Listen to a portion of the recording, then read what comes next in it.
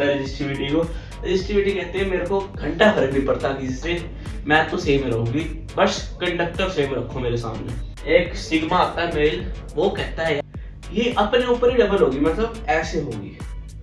लो मतलब पहले उसकी लेंथ इतनी थी, ठीक है, बाकी सब कुछ छोड़ दो, इतनी थी, उसने इसके लेंथ को बड़ा करा, ऐसे खींचा पूरा, ठीक है, बड़ी होगी, तो इसका एरिया कितना रहा। तो मैं एक चीज और इंटरेस्टिंग बताता हूँ आप लोगों को। तो गाइस आज हम पढ़ने जा रहे हैं इलेक्ट्रिसिटी का लेक्चर 2। तो आज हम पढ़ने जा रहे हैं सबसे पहले ओम्स लॉ।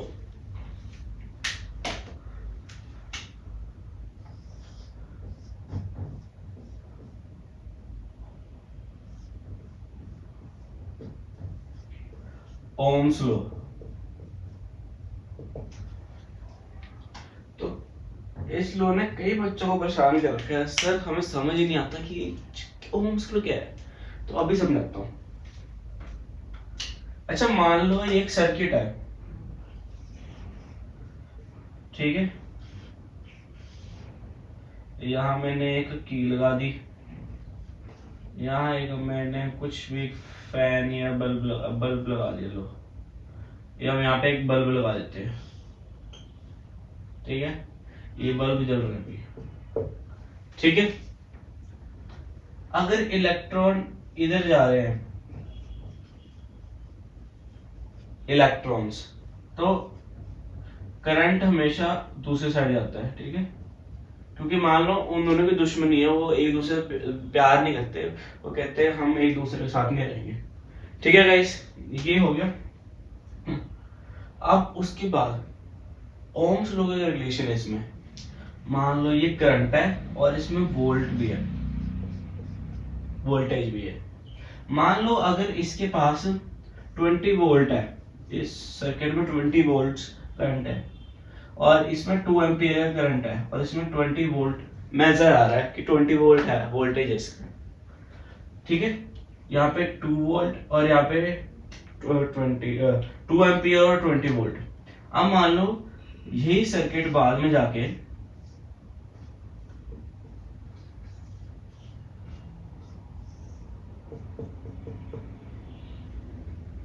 ठीक है, अगर इसमें हम सप्लाई कम दे करंट की या वोल्टेज की सप्लाई कम दे दे, तो मान लो ये वोल्टेज होगी 10 वोल्ट, इसमें करंट आ रहा है।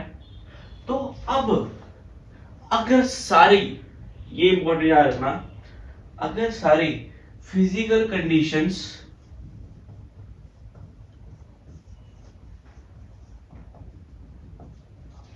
और एंड टेम्परेचर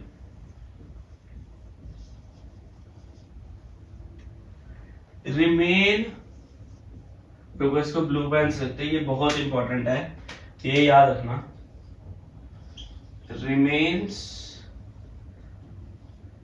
कांस्टेंट।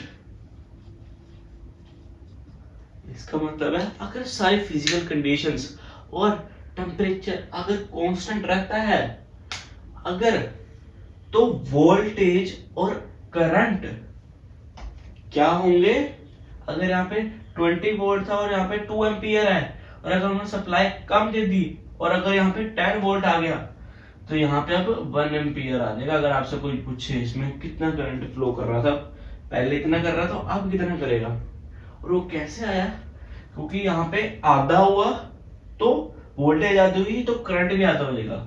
इससे हमें क्या समझ आया, voltage is directly proportional to क्या, करंट के। यही ओम्स लॉ है। अगर सारी physical conditions and temperature remains constant, so current flowing in the circuit is directly proportional to voltage या पोटेंशियल डिफरेंस वो बोल सकते हैं, मेनली इसको हम पोटेंशियल डिफरेंस बोलते हैं। आपसे कोई वोल्टेज नहीं बोलेगा बच्चा इलेक्ट्रिसिटी के चैप्टर में, क्या बोलेगा, पोटेंशियल डिफरेंस। जब सारे एक एक करके जल्दी से इसकी डेफिनेशन लिख दो।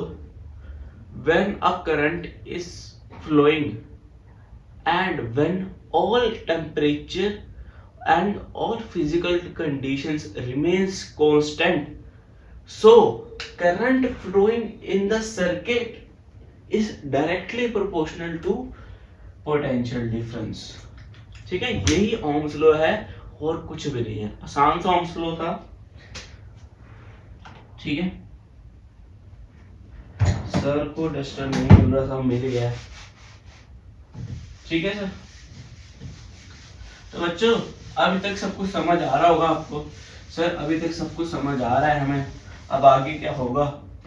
अच्छा, मैंने आपको क्या बताया कि potential difference is directly proportional to current flowing in the circuit when all physical conditions and temperature are constant। ठीक है, यहाँ तक बात सब बच्चों को समझ आ गई। उसके बाद अगर हम किसी भी चीज को, अगर हम डायरेक्टली प्रोपोर्शनल का साइन को इक्वल में चेंज करते हैं तो हमेशा एक कांस्टेंट वैल्यू आती है, और इस केस में वो कांस्टेंट वैल्यू क्या है, ये तो आई आ गया। और कांस्टेंट वैल्यू क्या है, आर। और ये आर क्या है सर, ये आर क्या है, यही है रेजिस्टेंस। और ये क्या है बच्चों, ये है कांस्टेंट वैल्यू, मतलब ये हमेशा कांस्टेंट रहेगी। सर ये रेजिस्टेंस क्या है, अभी 2 मिनट रुक जाओ, आपको सब रेजिस्टेंस के बारे में सब कुछ बता दूंगा। अभी पहले इतना समझ लो कि V जब डायरेक्टली प्रोपोर्शनल होता है I के, अगर हम उसको इक्वल टू के साइड में चेंज करते हैं तो एक कांस्टेंट वैल्यू निकलती है R, जिसको हम रेजिस्टेंस कहते हैं। ठीक है, और ये कांस्टेंट रहती है। अब ये ग्राफ ध्यान से करना, ये पेपर में भी बहुत बार आया, मेरे पेपर में भी आया था। ठीक है, इसका मतलब क्या है, ये ग्राफ ध्यान से देखना। ठीक है, ये है वोल्टेज और ये है करंट। तो मैंने बोला एक रेजिस्टेंस कांस्टेंट वैल्यू है। कांस्टेंट का मतलब वो हमेशा स्ट्रेट लाइन का ग्राफ बनाएंगी। ये देखो, ये स्ट्रेट लाइन का ग्राफ बना दिया। ठीक है, तो ये जो ग्राफ है ये आपके पेपर में आएगा ही आएगा, 100% चांस है इसके आने के, क्योंकि बहुत इंपॉर्टेंट है। तो अगर आपसे क्वेश्चन में क्या आएगा कि वोल्टेज और करंट का ग्राफ बनाइए, तो आप एक स्ट्रेट लाइन बना दोगे और बता दोगे आर क्या है, कांस्टेंट, और आर क्या है, ये है रेजिस्टेंस। ठीक है, ये याद रखना, V और I का ग्राफ स्ट्रेट लाइन में बनता है। सर अभी तक सब कुछ समझ आ रहा है, वोल्ट पोटेंशियल डिफरेंस भी हमें समझ आ गया है, और रेजिस्टेंस भी अभी तक थोड़ा बहुत आ गया है। बट सर रेजिस्टेंस थोड़ा बहुत और बता दीजिए, अच्छे से आ जाएगा हमें, हम भी आपके तरह पहुंच जाएंगे, हम भी आपकी तरह 98 मार्क्स ला सकते हैं फिजिक्स में या बायो में। तो अब रेजिस्टेंस पे आते हैं।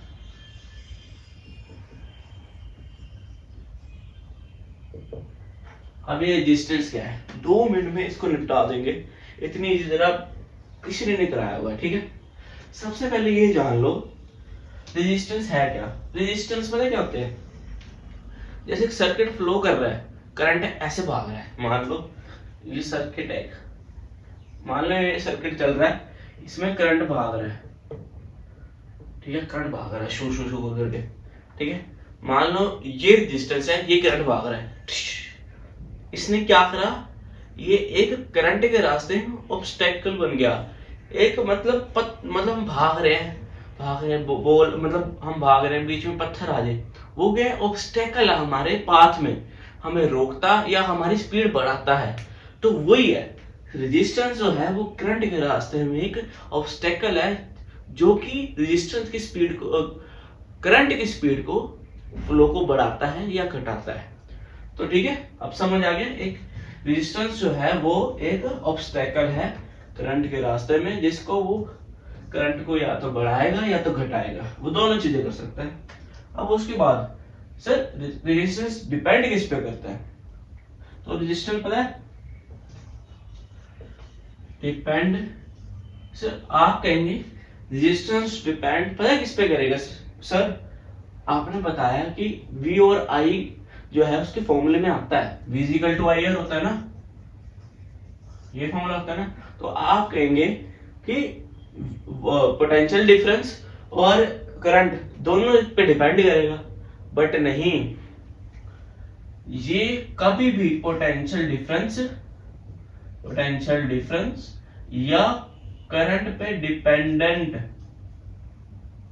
नहीं है, ये याद रखना। ये डिपेंड किस पे करता है, ये डिपेंड करता है, depends on conductor. Sir conductor क्या होता है, पिछले लेक्चर देख लो, सब पता लग जाएगा कंडक्टर के बारे में। कंडक्टर की लेंथ पे और एरिया पे और बहुत सारी चीजों पे डिपेंडेंट होता है, बस अभी के लिए आप ये दोनों चीजें जान लो। अभी जो हम आगे करने जा रहे हैं उसके लिए ये बड़ा इंपॉर्टेंट है। अभी आपको न्यूमेरिकल वगैरह सब कराएंगे, तो ध्यान से देखिए। ठीक है सर, हमें थोड़ा बहुत समझ आ गया रेजिस्टेंस क्या होता है। रेजिस्टेंस होता है एक ऑब्स्टेकल होता है करंट सर्किट में, करंट के रास्ते में, जिसकी रेजिस्टेंस जो है वो करंट का स्पीड बढ़ा या घटा सकता है। सर हमें अभी तक समझ आ गया है।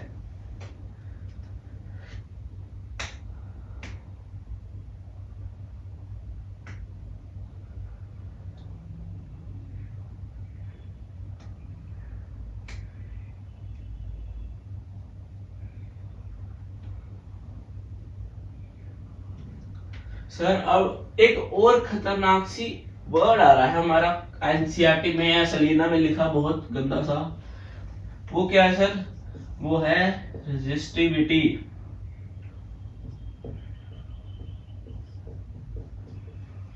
स्पेलिंग चेक कर लेना, हम कई बार चाइनीज लिख देते हैं। तो रेजिस्टिविटी सर हमारे उसमें वर्ड आ रहा है, समझ नहीं आ रहा रेजिस्टेंस और रेजिस्टिविटी में फर्क क्या है, टीचर ने समझाया पर समझ नहीं आया। सर कुछ इजी तरीके से बता दीजिए क्या है ये। लो अच्छा आप भी बताते हैं। अच्छा मान लो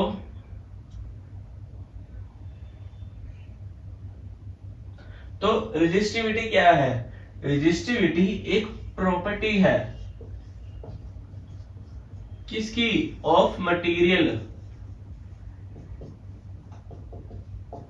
सर इसका क्या मतलब हुआ, अरे मतलब जैसे पानी की प्रॉपर्टी है कि वो जैसे पानी की प्रॉपर्टी होती है ना कि वो जब फ्रीज होने वाला होता है वो एक्सपैंड करता है, वैसी एक इसकी प्रॉपर्टी भी है।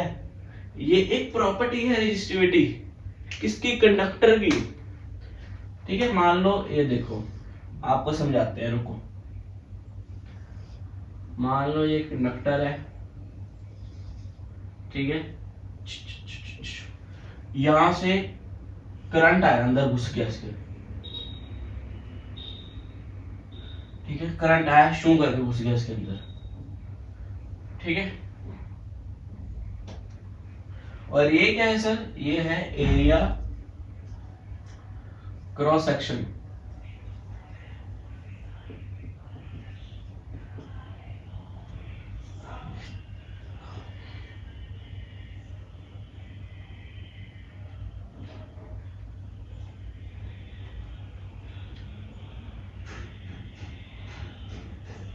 ठीक है बच्चा, अभी तक आपको समझ आ गया। और ये है लेंथ इसकी कंडक्टर की। तो अभी बताते हो रेजिस्टिविटी क्या होती है इसमें। ये R क्या है, ये है रेजिस्टेंस। तो मान लो ये हो गया रेजिस्टेंस। अब R किस किस चीज पे डिपेंड करता है सर, आपने बताया था लेंथ पे करता है और एरिया पे करता है, लेंथ पे करता है और एरिया पे करता है, ठीक है। तो लेंथ पे इससे पता लग रहा है कि लेंथ पे डायरेक्टली प्रोपोर्शन करता है और एरिया पे इनडायरेक्टली प्रोपोर्शन करता है। और एक कांस्टेंट वैल्यू निकल के आती है रो, ये पी नहीं है, ये रो है। ये क्या है? रो रो रो रो रो रो है ये। और रो क्या है सर? अरे बेटा रो ही ये रेजिस्टिविटी है सर, रो ही रेजिस्टिविटी है। हाँ, ये फॉर्मूला, इसे हम रेजिस्टिविटी को रो भी कहते हैं। ठीक है सर, इसका मतलब ये कैसे आया सर, हमें बता दो रो कैसे आया इसमें। जैसे अभी आपको बताया था ना, किसी भी हम अगर इसको हटाते हैं प्रोपोर्शन के साइन को, तो एक कांस्टेंट वैल्यू निकल के आती है। वैसे ही जब रेजिस्टेंस मैंने बताया कि डायरेक्टली प्रोपोर्शनल है लेंथ के और इनडायरेक्टली एरिया के, और जब हम इसके प्रोपोर्शन के साइन को हटाएंगे तब एक कांस्टेंट वैल्यू निकल के आती है, और वो रो है। रो रो रो रो याद कर लो, याद बहुत इंपॉर्टेंट चीज है ये फॉर्मूला। तो बस दिमाग में बिठा लो ये वाला फॉर्मूला, लर्न दिस। इससे टार जोड़ लो, फिजिक्स से तो ऐसे टू लव करो, टू लव। ठीक है, अभी तक सब कुछ समझ आ रहा है? अब सर थोड़ा बहुत तो समझ आ गया रेजिस्टिविटी क्या होती है। तो थोड़ा एग्जांपल देके समझा देते तो थोड़ा अच्छे से आ जाता, हम भी थोड़े हो जाते पेपर देने जोगे। तो अभी बता देते हैं, एग्जांपल बता देते हैं आपको। मान लो ये एक कॉपर है, कॉपर की वायर है, ये थिन है, और ये भी एक कॉपर की वायर है। थोड़ी हम बड़ी बना लेते हैं।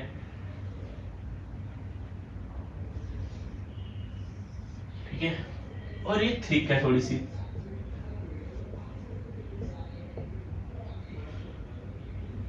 बट ये भी कॉपर की वायर है। ठीक है, अब एक चीज आपसे पूछता हूं, रेजिस्टेंस, जो रेजिस्टेंस होगा वो इसमें ज्यादा होगा या इसमें? सर आपने बताया था कि resistance directly proportional to L and indirectly proportional to area. तो एरिया तो इसका ये हुआ ना, इसका कम हुआ, इसका ज्यादा हो गया। तो सर अगर एरिया ज्यादा है तो रेजिस्टेंस कम हो जाएगा। हाँ, तो लेस रेजिस्टेंस।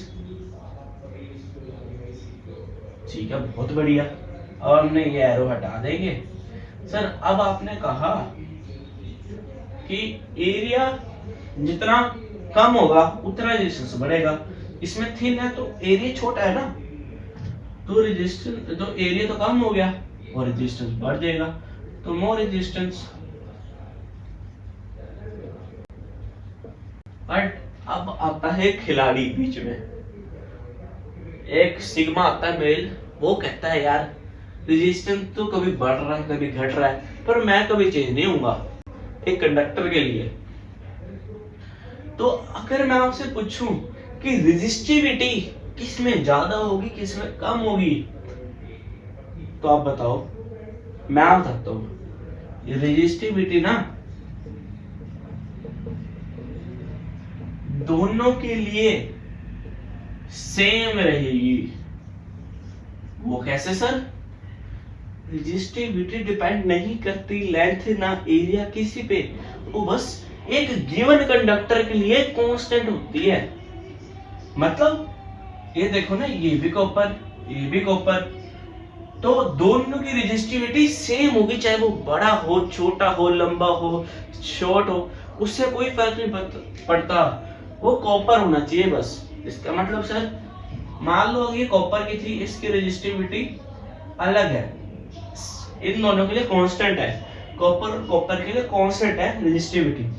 बट यहां मैं कर दूं कि सिल्वर की वायर ला दूं, अगर आपसे पूछूं कि रेजिस्टिविटी इसकी भी सेम होगी, तो नहीं, इसकी रेजिस्टिविटी अलग होगी कॉपर से। ठीक है, तो मैं एक चीज और इंटरेस्टिंग बताता हूं आप लोगों को। लो,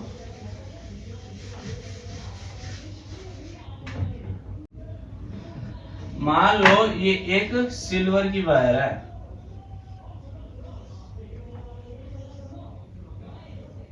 ठीक है, ये सिल्वर की वायर है, हम इसकी एक वायर तो छोटी बनाते हैं, एक वायर थोड़ी बड़ी बना देते हैं,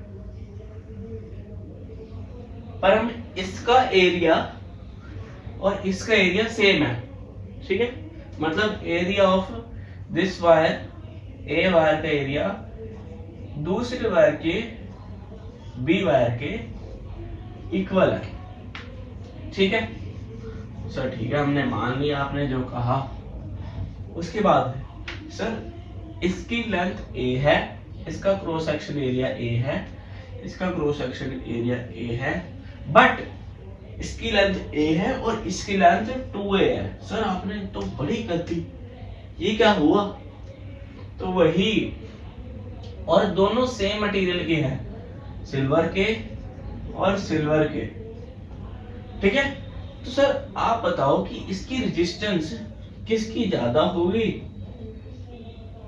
किसकी कम होगी? जल्दी बताएंगे, हर बच्चा बताएगा, ये कमेंट सेक्शन में लिख के बताओ किसकी रेजिस्टेंस ज्यादा होगी, किसकी कम होगी। हम बता देते हैं। सर आपने बताया था कि रेजिस्टेंस डायरेक्टली प्रोपोर्शनल टू ए और इनडायरेक्टली प्रोपोर्शनल टू एरिया। तो मतलब एरिया चलो दोनों का सेम है तो कांस्टेंट रहेगा, ठीक है। अब लेंथ क्या है, इसमें कम है, और अगर इसमें कम है तो रेजिस्टेंस भी लेस हो जाएगा। सर इसमें रेजिस्टेंस डबल हो गया तो रेजिस्टेंस, इसमें लेंथ सर डबल होगी तो रेजिस्टेंस भी ऑटोमेटिकली बड़ा हो जाएगा, मतलब ज्यादा हो जाएगा। और बट अगर मैं उससे अब दोबारा पूछूं कि रेजिस्टिविटी क्या होगी इन दोनों की, तो सारे बच्चे बोलेंगे दोबारा से सर सेम रहेगी, सेम। यहां बच्चों सेम रहेगी, क्यों? क्योंकि दोनों सिल्वर हैं, कंडक्टर सेम है, उसकी लेंथ, उसके साइज किसी से फर्क नहीं पड़ता। रेजिस्टिविटी को, रेजिस्टिविटी कहते हैं मेरे को घंटा फर्क नहीं पड़ता किसी से, मैं तो सेम रहूंगी, बस कंडक्टर सेम रखो मेरे सामने, ठीक है। अच्छा मान लो अगर क्वेश्चन में आ जाता है कि ये दोनों कॉपर के वायर, ठीक है, इसकी भी एल है और इसकी भी एल है लेंथ, बट इसका एरिया ए है और इसका एरिया इन्होंने डबल कर दिया, ठीक है भाई, डबल कर दिया, कोई दिक्कत नहीं। फिर हमें दे दिया कि इसकी रेजिस्टेंस हमें टू दे दी, हमें 2 ओम दे दी। ये ओम क्या है बच्चों? ओम ही,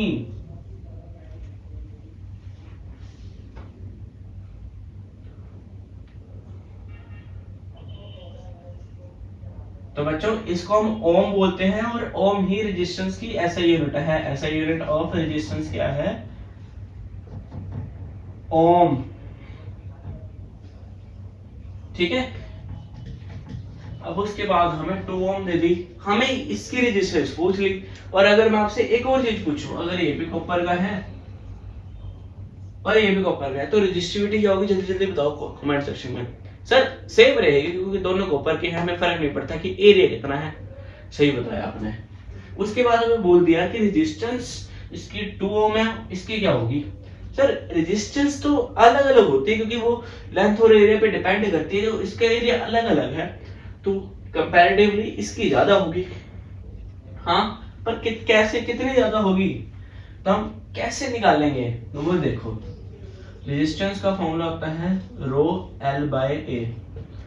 रो सेम रहेगा दोनों के लिए, ठीक है, और इसका रेजिस्टेंस अलग होगा, रेजिस्टेंस L1 लिख देते हैं, इसका रो सेम रहेगा, एल भी सेम है, एरिया 1 लिख देते हैं, A1 लिख देते हैं, ठीक है। हम पुट करते हैं, हमें कुछ नहीं दिया हुआ इनमें से, तो हमें बस 2 दिया हुआ रेजिस्टेंस की वैल्यू, तो इसको रो एल बाय ए लिख के खत्म कर देते हैं, मतलब रो एल बाय ए की वैल्यू हमारे पास 2 है। अब उसके बाद हमें रेजिस्टेंस जो नहीं पता और इसका हमारे पास एल दिया हुआ है 2L। यार हमें कुछ भी नहीं पता तो कैसे करेंगे? बताता हूँ कैसे करेंगे। हम इसको क्या लिख सकते हैं, रो L बाय ए इंटू में 1/2, 2 इधर इधर वो उधर वो, बात तो एक ही है, मल्टीप्लाई में चल लिखता है। तो हमें इसकी वैल्यू गिवन है, यहाँ पे गिवन है 2, तो हम पुट कर देते हैं 2 मल्टीप्लाई 1/2, इसकी वैल्यू क्या निकल के आई, 1 ओम। 1 ओम R1 की वैल्यू निकल के आ गई।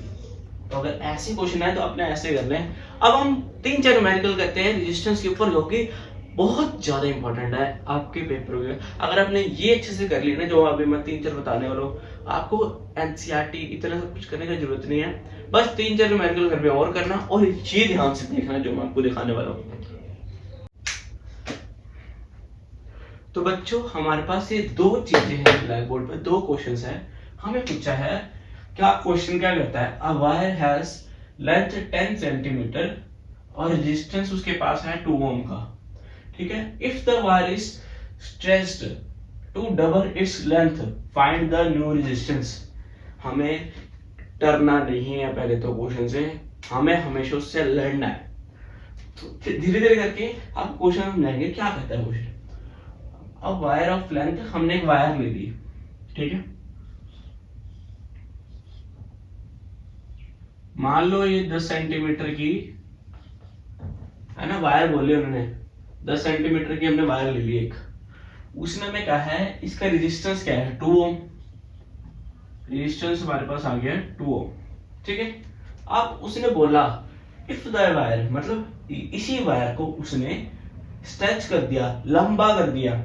आपको समझाने के लिए चीज समझाता हूं। मेरे पास ये पट्टी है, ठीक है, मतलब पहले उसकी लेंथ इतनी थी, ठीक है, बाकी सब कुछ छोड़ दो, इतनी थी। उसने इसके लेंथ को बड़ा करा, ऐसे खींचा पूरा, ठीक है, बड़ी होगी।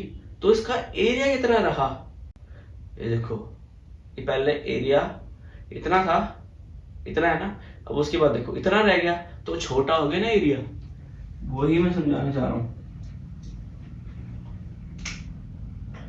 अगर इसको इसने लंबा करा ना, ऐसे लंबा कर दिया, मान लो इसने इसको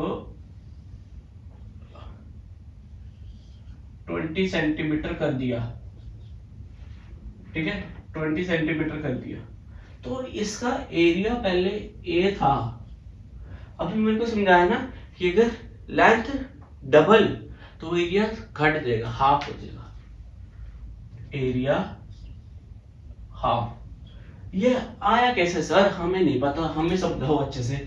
देख लो, अगर मान तो इसकी वॉल्यूम सेम रहेगी, मान लो इसकी इसकी हमें समझाने के लिए मैं बताता हूँ, इस इन दोनों की वॉल्यूम सेम रहेगी सर। मतलब वॉल्यूम का मतलब, मान लो एक कटोरी है और इस कटोरी को मैंने लंबा कर दिया, इसमें पहले 10 लीटर का पानी आता था, तो अगर हमने इसको लंबा कर दिया तो इसका एरिया भी तो छोटा हो गया ना, इसको लंबा करके इतनी सी बच गई।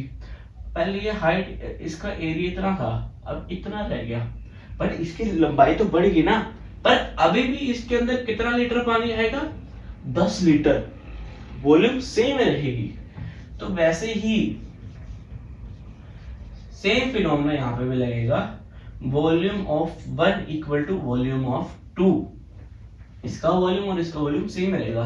सर वॉल्यूम का formula L into B into H, L into B into H, और एल बी क्या होता है, एरिया, और इसमें हाइट क्या है, लेंथ, हाइट है, तो एरिया मल्टीप्लाई एल हो गया ना, और यहाँ पे 1 लिख देते हैं, एरिया 2 का इंटू लेंथ 2 की, ठीक है। बात आ रही समझ, हमारे पास पहले का एरिया ए है और लेंथ हमारे पास ए है, दूसरे का एरिया हमारे पास लेंथ डबल होगी, ठीक है, हम एल इसकी 2L मान लेते हैं, 2L मान लेते हैं।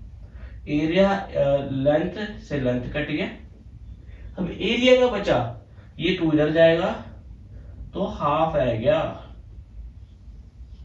ठीक है। मतलब L1 हमारे पास आ गया L/2, A/2 यहां से आया। सबको बात समझ आ रही है?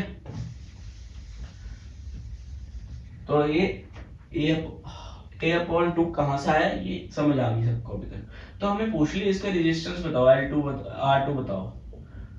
ठीक है, कोई प्रॉब्लम नहीं, हम लगाएंगे R1 का, ये R1 है, R1 क्या होता है रो L बाय A, हमारे पास रो दोनों के लिए सेम रहेगा, कांस्टेंट है। इसमें L हमारे पास 10 सेंटीमीटर है, रो हमारे पास सेम है, A हमारे पास A है, और हमारे पास रेजिस्टेंस 2 ओम दी हुई है। ठीक है, तो हम इसको यहाँ पे L ही रहने देते हैं। ठीक है, 10 भी लिख सकते हैं, पर इसको हम अभी तक के लिए यहीं पे छोड़ देते हैं। हम जाते हैं L2 पे, R2 पे। इसका फॉर्मूला होता है L2 और A2। ठीक है भाई, हमारे पास लेंथ कितनी होगी इस बार? इसने कहा सर डबल होगी। हाँ, क्योंकि डबल कहा ना इसने, हम उन्होंने डबल लिख दी। और एरिया कितना हो गया? हाफ हो गया।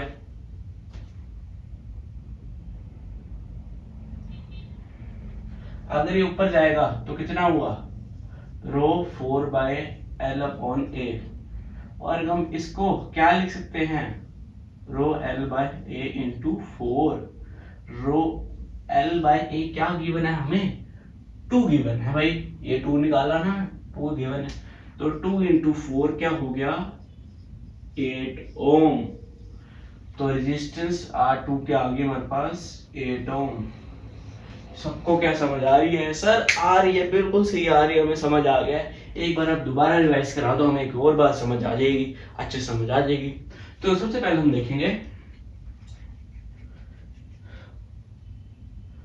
देखो पहले हमने बोला था एक वायर है 10 सेंटीमीटर की, ठीक है, उसका रेजिस्टेंस हमें दिया था 2 ओम। उसको उसने कहा कि मैंने उसकी लेंथ पहले 10 थी, उसको डबल कर दिया, यानी 20 कर दिया। ठीक है, अगर लेंथ डबल तो एरिया हाफ, लेंथ डबल होगी, एरिया हाफ हो गया। ठीक है, उसके बाद हमने R1 का फॉर्मूला लगाया। R1 हमारा 2 ओम है। ठीक है, R1 का फॉर्मूला लगाया, resistance is equal to rho L by A। Resistance हमारे पास 2 थी, रो L बाय A ऐसे एज इट इज छोड़ दिया। फिर हम गए R2 पे, R2 ये रहा, निकालना है जो हमें। R2 पे गए, rho L by 2 L by A by 2। ठीक है सर, उसके बाद हम गए यहाँ पे, इसको छोड़ दो। उसके बाद हमारे पास L कितना था? 2 है, हमने लिख दिया, और A कितना था? हाफ हो गया था। इसको हम ऊपर लेके गए, 2 और 2 मल्टीप्लाई हो गए, 4 हो गए। हम इसको यहाँ पे ऐसे आ गए, हमने 4 को बाहर लेके गए, rho L by A upon into 4 आ गया। यहाँ पे रो L बाय A क्या गिवन था, हमें क्या निकाला था? 2। हमने 2 पुट किया इसकी जगह, 2 इंटू 4 कितना होता है? 8 और हमारे पास आंसर आ गया। सर बहुत ही बढ़िया, क्लियर है ना? क्लियर है? तो हम नेक्स्ट पे चलते हैं। तो अब हमने क्या बोला है? पहले तो बच्चा, मैंने कहा है फिजिक्स से, केमिस्ट्री से और बायो से, साइंस के सब्जेक्टों से नहीं डरने का, जब तक आपके साथ सौरभ भैया है। ठीक है, तो हमारे पास इस बार हमें क्या कहा है? अ वायर ऑफ रेजिस्टेंस 9 ओम। हमारे पास R1 गिवन है 9 ओम। ठीक है भाई, मान लिया। उसके बाद हमें एक वायर है,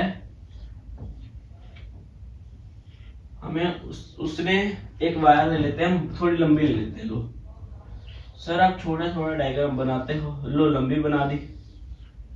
ठीक है, अब हमें क्या बोला है? A wire of resistance 9 ohm is double on itself. Sir इसका क्या मतलब हुआ? समझाने के लिए हम एक वायर लाए हैं आपके लिए। मान लो हमारी ये लैपटॉप की वायर है, ये वायर पहले इतनी लंबी थी, देखो इतनी लंबी है, इतनी लंबी है। ठीक है, ये एक वायर थी, उसने कहा कि इट्स डबल ऑन इटसेल्फ। ये एक वायर है, ये अपने ऊपर ही डबल होगी, मतलब ऐसे होगी। लो डबल होगी, होगी डबल। लो अब होगी डबल। ठीक है, पहले ये खुली हुई थी, अब ये डबल होके ऐसे होगी। ठीक है, मतलब इसकी लेंथ हाफ होगी ना, होगी ना? लेंथ पहले इतनी बड़ी थी, अब इतनी रहेगी। पहले इतनी बड़ी थी, अब इतनी रहेगी, तो लेंथ तो हाफ होगी, वो डबल हो गया। अगर लेंथ हाफ होगी, मानो, ठीक है, लेंथ हाफ होगी, तो एरिया क्या हुआ? हमने पिछली बार पढ़ा था सर, अगर लेंथ डबल होगी तो एरिया हाफ हो गया था। अब इसमें लेंथ ही हाफ होगी तो एरिया तो डबल होएगा ही होएगा ना। मान लो ये एरिया पहले एस था, अब ऐसे हो गया, ठीक है, अब डबल हो गया, ठीक है। इसका मतलब क्या हुआ बच्चा, ये जो है ये वायर अपने ऊपर ही डबल होके ऐसे बन गई, अपने ऊपर ही डबल कर लिया। तो अगर इसका एरिया ए था और इसकी लेंथ ए थी तो इसकी लेंथ इस बार हाफ होगी और एरिया कितना हुआ, एरिया तो 2 हो गया ना, पूरा इतना था और इतना हो गया तो 2a हो गया। तो हमें क्या पूछा है, रेजिस्टेंस। सर बाकी तो सर इजी ये है, हमने पहले भी इस क्वेश्चन में किया था, इजी लग रहा है सर, फिर भी एक बार आप करा दो।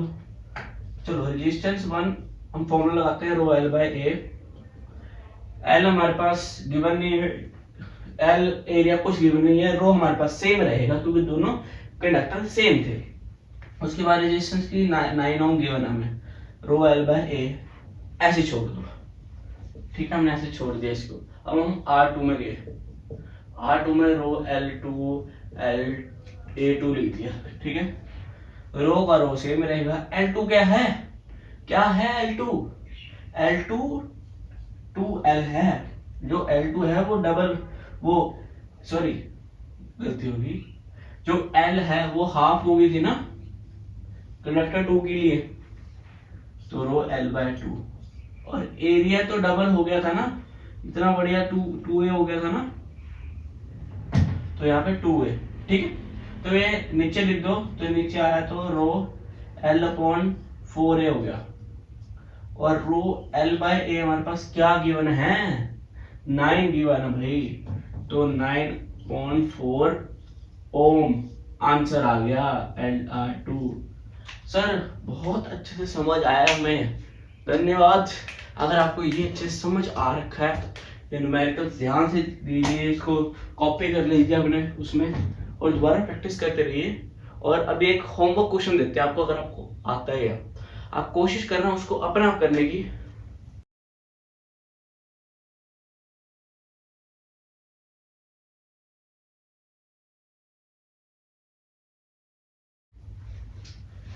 तो बच्चों आपको होमवर्क क्वेश्चन है ये, 2 wires having same length but radius R1 and R2, find the ratio of their resistance and resistivity if they are made up of same material। इसमें आपको एक हिंट दे देता हूं मैं, इसकी रेजिस्टिविटी जो होगी, इसकी रेजिस्टिविटी का रेशियो हमारे पास आएगा 1:1, क्योंकि ये सेम मटेरियल से बने हुए हैं, ठीक है। आपको इतना हिंट मैंने दे दिया कि रेजिस्टिविटी का रेशियो हमारे पास रेशियो 1:1 आएगा। आप हमें बताइए कि रेजिस्टेंस और रेजिस्टिविटी का रेशियो क्या आएगा। तो गाइस अगर आपको ये वीडियो अच्छी लगी और समझ आई हो तो इस वीडियो को लाइक करें। धन्यवाद इस वीडियो को सब्सक्राइब करने के लिए, चैनल को सब्सक्राइब करने के लिए।